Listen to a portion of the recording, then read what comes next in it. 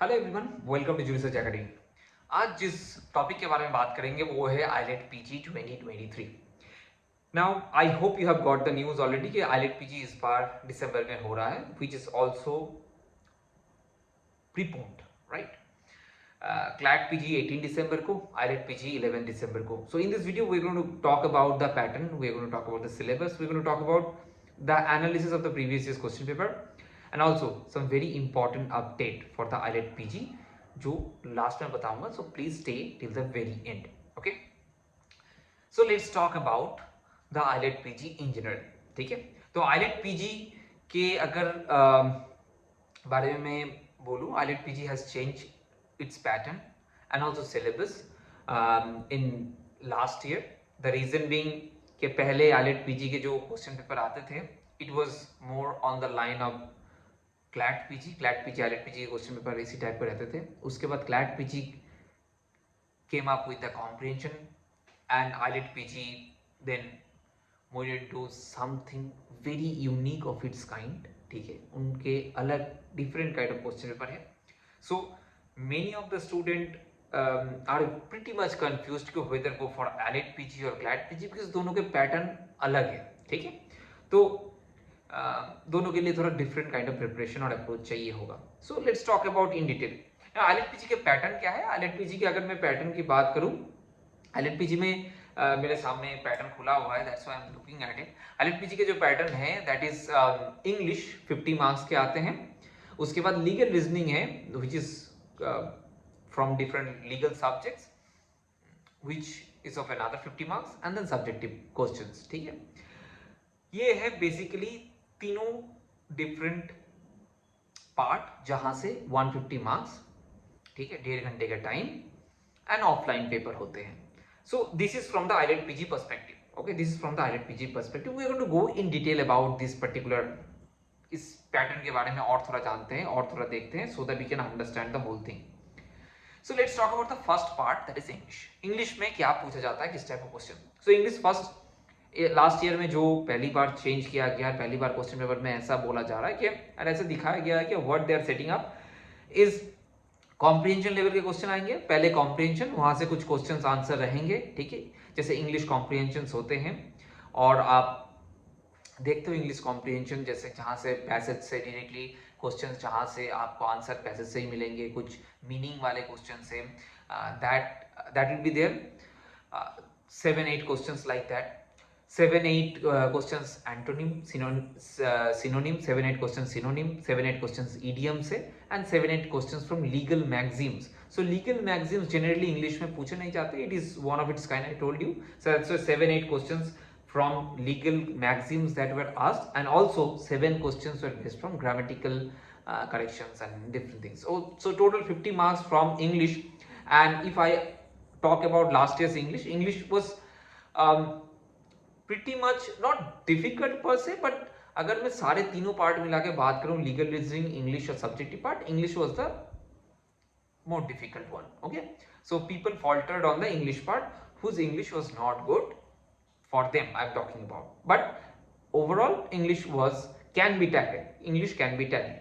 Okay, so English ये था 50 marks का, आपके एक पैसेज से आपके क्वेश्चन पूछे जा रहे हैं. ठीक है, now let's talk about the next part which is legal subject से लीगल रीजनिंग पूछा जाएगा.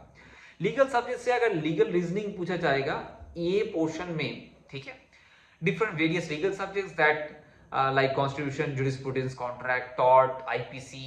ठीक है, ये सारे डिफरेंट लॉ सब्जेक्ट्स के क्वेश्चन पूछे जाएंगे आपसे और वो लीगल रीजनिंग टाइप ऑफ. ठीक है, कुछ बेसिक फैक्ट्स दिए जाएंगे और वहां से आपको वो अप्लाई करना पड़ेगा. एनालिटिकल स्किल आपका काम में आएगा and then you are going to answer those questions. Now let's talk about the what kind of कौन से पोर्शन से क्वेश्चन पूछा गया था. ठीक है, लास्ट ईयर के जो क्वेश्चन थे, ठीक है, जहां से आपको एनालिटिकल स्किल आपके चेक करने के लिए पूछा गया था, वहां से maximum question was asked from taught. वहां से 19 क्वेश्चन पूछे गए थे टॉट से. ठीक है, so for you can definitely understand कि what kind of question you may be expecting. टॉट से बहुत सवाल पूछे जाते हैं लीगल रीजनिंग वाले. उसके बाद आईपीसी, ओके, सेकंड क्वेश्चन जहां से 10 क्वेश्चन पूछे गए थे एंड देन कॉन्ट्रैक्ट से 9 क्वेश्चन पूछे गए थे. So it was 40 marks from contract टॉट IPC. You can very well understand. So you do need to read lot of subjects. Constitution then 9 marks पूछे गए थे कॉन्स्टिट्यूशन से, एविडेंस से 1, एडमिनिस्ट्रेटिव लॉ से 1, सीपीसी से 1. सो around 47 question asked from 47 marks asked from 4 different subject taught IPC, contract and constitution. So you can very well understand.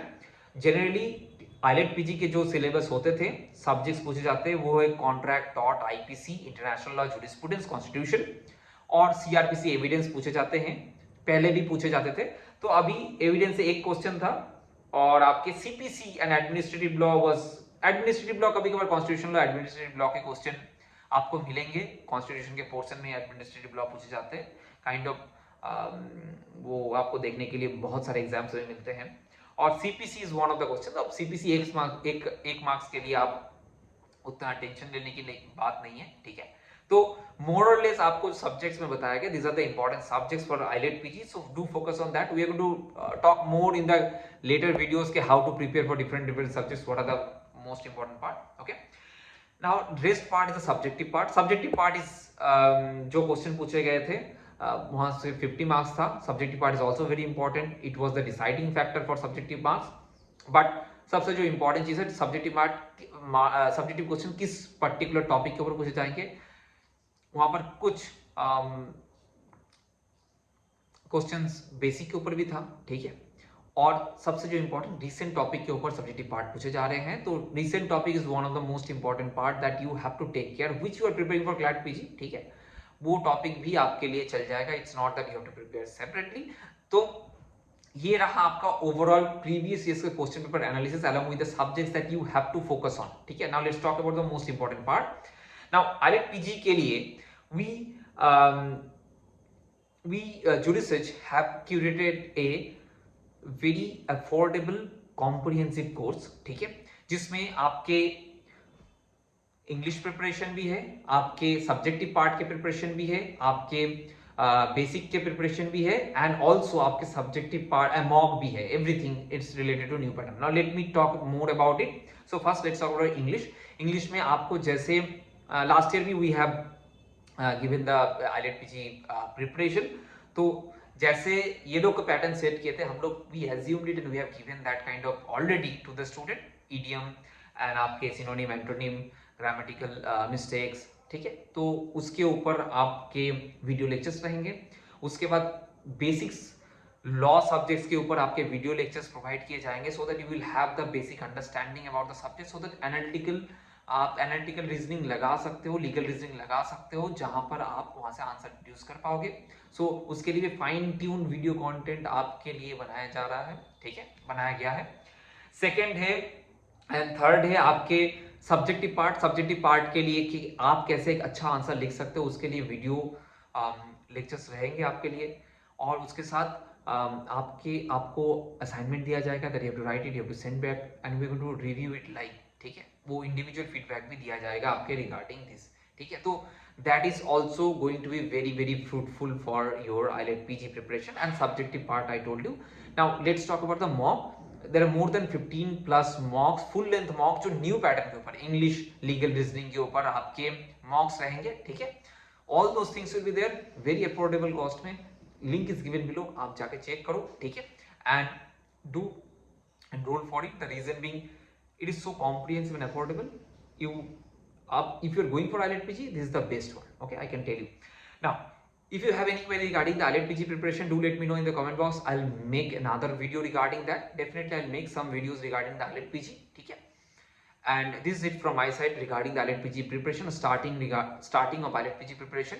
So feel free to let me know if any queries that you have, and for the next time we're going to definitely talk about another very important topic, IELTS PG or CLAT PG or any other LLM exams. And don't forget to subscribe to the channel and don't forget to hit the like button. So see you next time. Thank you.